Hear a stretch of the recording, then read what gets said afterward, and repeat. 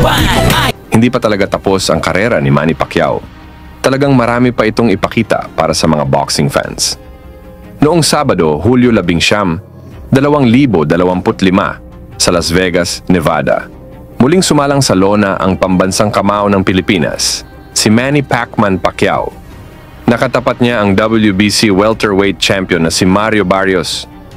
Bagamat nagtapos sa majority draw ang laban, marami ang nagsabing si Pacquiao ang panalo. At talagang marami ang fans ang humanga sa kanyang performance, kasama na ng mga eksperto sa boxing. At syempre, kumita pa ito ng napakalaki, $18 milyong o katumbas ng ₱1 bilyong sa pera natin, habang ang champion na si Barrios ay kumita lang ng $2 milyong. Walang duda sa performance na pinakita ni Pacman na magkaroon pa ito ng maraming laban. Mabilis, agresibo, at parang bumalik ang panahon.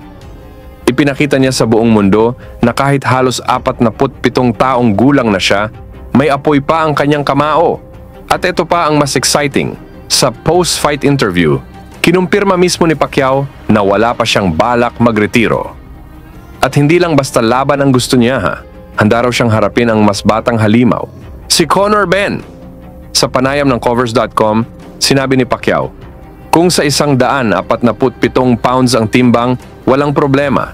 Willing akong lumaban kay Conor Benn." At dagdag pa niya, "Walang problema sa akin pumunta ng UK kasi ang anak kong babae ay nag-aaral doon.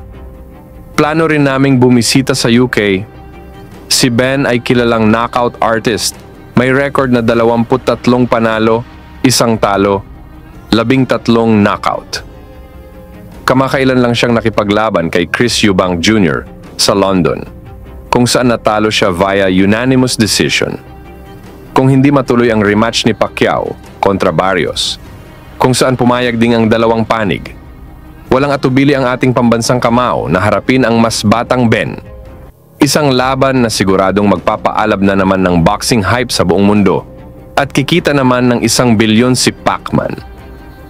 Ano sa tingin niyo ang mas magandang laban, Pacquiao versus Benn o rematch na lang kay Barrios?